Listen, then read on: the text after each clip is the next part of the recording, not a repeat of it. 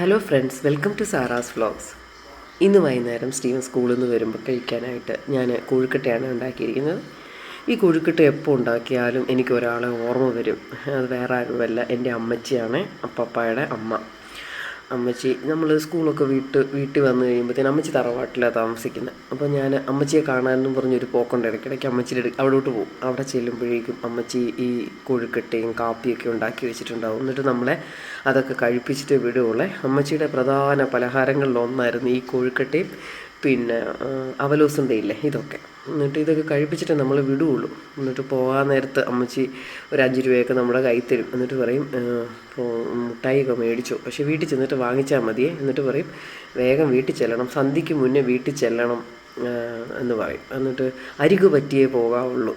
അപ്പം ഞാൻ എപ്പോൾ ഈ കൊഴുക്കട്ട ഉണ്ടാക്കിയാലും അമ്മച്ചി എനിക്ക് നല്ല ഓർമ്മ. ഞാൻ അമ്മച്ചി അങ്കിയമ്മയെന്നായിരുന്നു വിളിച്ചുകൊണ്ടിരുന്നത്.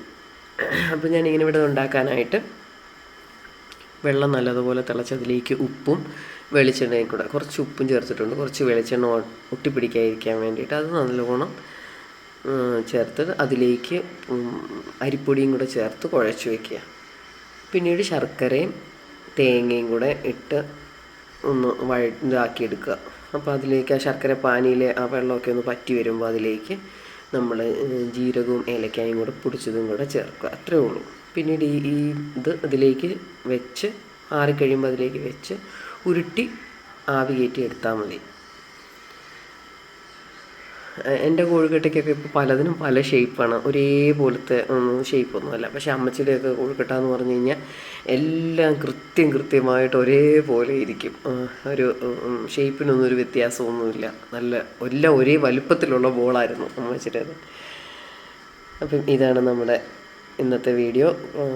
കൊഴുക്കട്ടയൊക്കെ വെന്ത് വന്നിട്ടുണ്ട്. ഇന്നത്തെ നമ്മുടെ വീഡിയോ നിങ്ങൾക്കെല്ലാവർക്കും ഇഷ്ടമായി കാണുമെന്ന് വിശ്വസിക്കുന്നു. നമുക്ക് വീണ്ടും പുതിയൊരു വീഡിയോ ആയിട്ട് കാണാം. Thank you.